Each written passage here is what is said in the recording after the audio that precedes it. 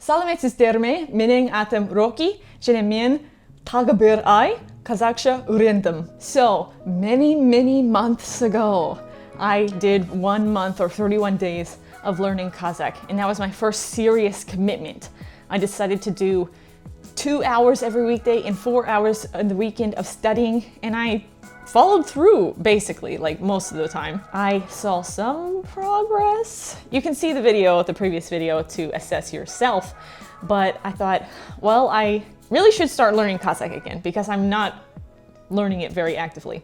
So I thought, well, if I do a video, it will make me learn Kazakh. So what happened this month?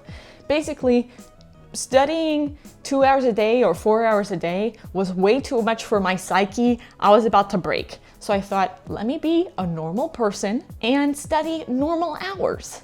So I told myself, okay, 1 hour per day each week. So that'd be 7 hours a week. If that's 30 days, that's 30 hours. 30 hours isn't that much. I'm aware that this month of me learning Kazakh is and was not going to be like, wow, I'm fluent. But it's just going through the process of learning Kazakh more, right? Not everybody can devote 2 to 4 hours each day to learn a language. And me, with a full-time job and this part-time YouTube thing, I definitely don't have enough time, and my emotional stability can't take that much Kazakh learning failure, so I thought 1 hour a week, that's fine. So let's first take a peek into some of my daily diaries of learning Kazakh. Cue Rocky from the past! It's day 1 and I've finished my Kazakh lesson with my tutor. It's the first time that we've had Kazakh together. I know her from this kind of language exchange. It's not language exchange, this English speaker meetup thing that I go to on Saturdays. And I heard that she tutors Kazakh, and I was like, oh, can I have some lessons? So she started tutoring me today. She asked me like what I could say in Kazakh, so I just kind of said some things that I know in Kazakh, kind of talking about myself, about my family, and stuff like that. And then we went over a fairy tale that I've never heard of before, Altın Kumis, so gold and silver. And just read the story and went over some of the words. And my homework is to review those words. And then also next week, I need to be able to tell her what I did in the previous week, so this week. So, oh, it's nice to have a tutor again. I like teachers. I like someone telling me what to do for homework. Yeah, of course I need to study on my own still, but once a week I'll have Kazakh tutoring. Салем, бұл екінші күні, және мен ботаналық саябақта Kazakhsha оқып отырмын. I'm just doing my homework that my tutor said for me to do, which is study the vocabulary, and then also I'm going to write about my day, just because that's what I can do. And then also this morning for like 15 minutes I studied vocabulary when I woke up. So бұл алтыншы күн. I'm not gonna know what's correct until after I make the video. I should ask my tutor. Мен қазақ тілі сабақ bitirdim. It was good. Bugün biz taksi turалы söyledik. We talked about taxis, or like riding in a taxi, so we went through like a possible dialogue of, you know, how to get a taxi, and then once you're in the taxi, types of questions I would ask. And this is what I was waiting for. I have some specific goals. I want to learn how to talk to somebody in a taxi, order food, that type of thing, because those are the situations where I'm going to be using Kazakh first. You know, those situations are where I meet Kazakh people, you know. So I learned today, and so we went through a dialogue with a lot of questions in it, and basically I just need to review that. And she told me like this week I should go take a taxi somewhere. So I should. I'm just nervous. Not nervous about taking the taxi. Nervous about speaking Kazakh to a taxi driver. That's what makes me nervous. But I'll do it. That's my homework. Okay, it's day 16 and yesterday I had Kazakh class. My tutor and I went over like ordering food and like questions that you might, or things you might say at a restaurant, and part of that was making a reservation. And as homework, she told me to call some places and ask if they have tables open on a certain day. Just call a bunch of places and ask. And this triggers my anxiety like no other. If you've seen my like first few videos when I was in Kazakhstan, you can see my anxiety in like real time. But basically, I'm not scared of people. I'm just scared of the interaction. Like me looking like a fool, I guess. Like I get really anxious and nervous, and so I have to do this, and literally all I have to do is say like 2 or 3 sentences, but I'm already like, I don't want to call. I'm gonna call a few places and ask them, do you have a table for 4 on Saturday at this time? All I have to do is read off a freaking script and I'm already like dying. Normally I'm not an anxious person. I don't feel nervous, embarrassed in regular situations, but I don't know why as soon as it comes to learning a new language, I'm like, ah! Добрый вечер, Сагамов, слышит вас? Wall Street па. Да, Wall Street. Симбиде сагат жетіде 4 адамға үстел бар ма? Да, бар. Жақсы, рахмет, сау болыңыз. Ага, давайте. I did it! Oh my god, that wasn't scary at all! I'm still scared though. Служба доставки еды оператора Ружан, здравствуйте. Сәлеметсіз бе? Сәлеметсіз бе? Симбиде сагат 6-да 5 адамға үстел бар ма? 5 адамға үстел, сенбіде, сағат 6-да? Да, е. Ага, қазір. Жақсы, рахмет. Я. Сіз забронировать хотите? Oh no! She asked if I wanted something, but I think she understood that I didn't know. I don't know. I just hung up. Hopefully she doesn't call back.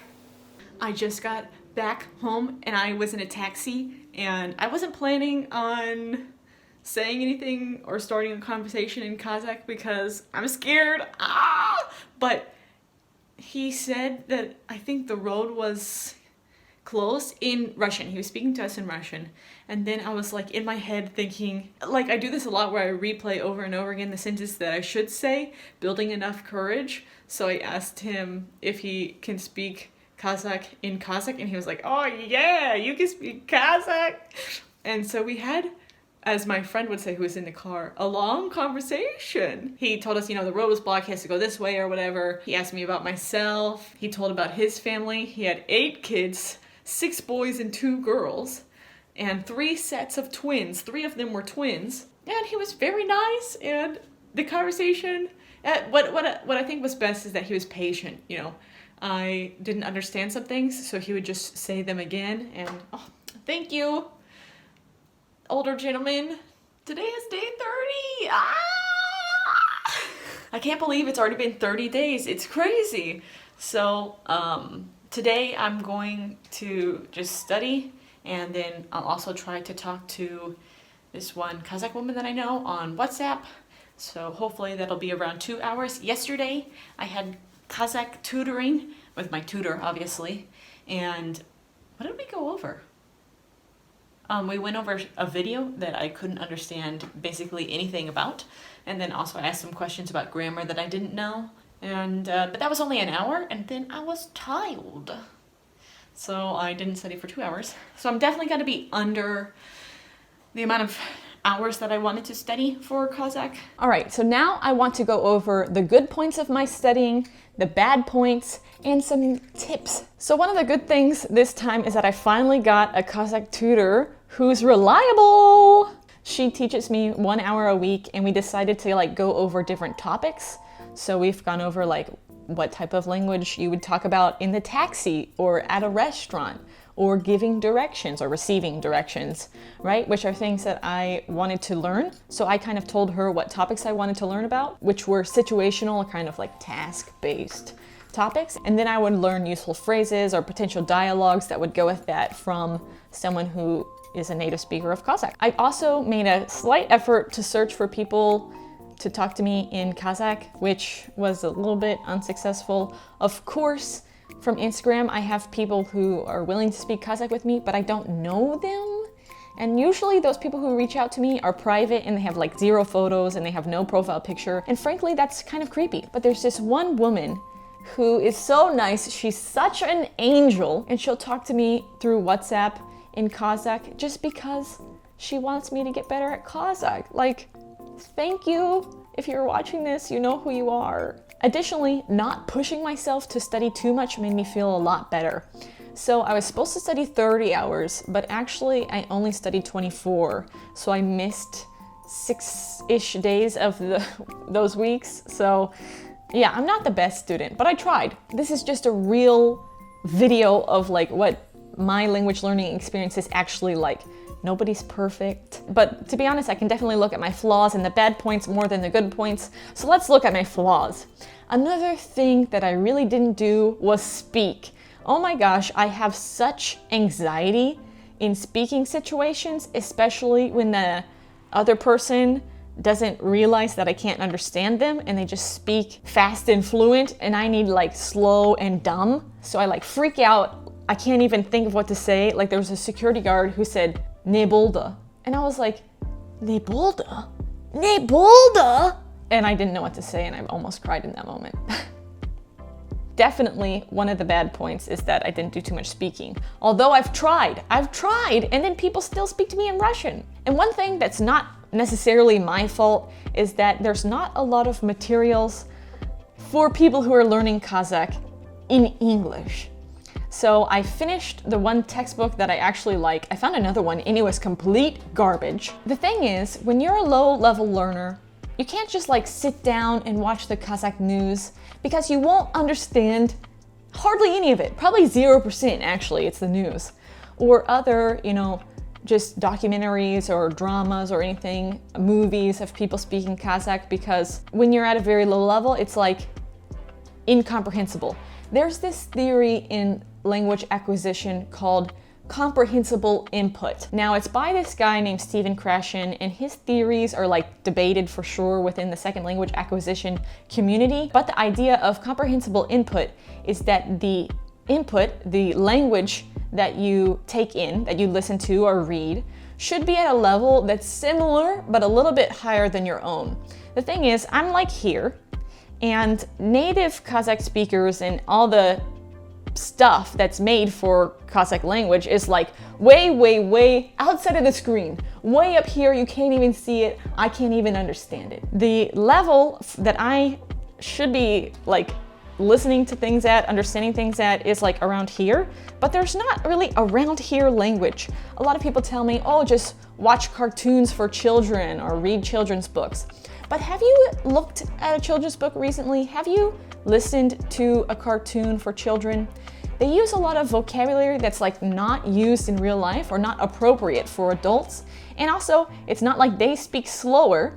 And if it's a cartoon, usually they have these weird voices. Like, how is that comprehensible? Now, because my tutor suggested that I watch cartoons, specifically Eldar Kosye, I did, but I still don't understand any of it. Like, I watch it, and because it's a cartoon, I can understand kind of what's happening because it's a cartoon and it's simple plots. But that brings me to my tips for learning Kazakh, or these could be tips for learning any language. And the first tip is, if you can't find material, make materials yourself. Like I just said, there's not a lot of material for my level. So what I did is the dialogues that I made with my tutor, I just recorded myself speaking them in dialogue form. And then when I was doing other things like walking around, I would listen to those dialogues. Now, of course, there's some flaws in that because my pronunciation is not native-like and the way it was spoken might not have been native-like either, but at least it's some input that I could understand, right? Because it's all things that have been done in my class. Connected to that, it's important to review, and I would say review those real life dialogues that you might have. So with that one friend that I speak to on WhatsApp, there's actually a function to put a star on a message. So every time that she writes a new message with vocabulary I don't understand, or grammar that's new, or grammar that I recognize, I put a star on it. And then a few days later, I go back and I review all of those messages. It's important to review in order to keep things in your mind. If you're in Kazakhstan and you're trying to learn Kazakh and you kind of want to force somebody to speak with you in Kazakh, take a lot of taxis. This might sound a little weird and it might be a little bit of a generalization, but it seems to me that taxi drivers in Kazakhstan are willing to start up conversations, and also they speak Kazakh most of the time. So if you speak to them in Kazakh and you say, I'm learning Kazakh, they're probably gonna take interest in you and they'll keep a conversation going throughout the whole ride almost. So I definitely need to do that more. I need to just like get in taxis and be like, Salametsiz be, men Kazakhsha öğrenip жатырмын. And they're gonna be like, wah!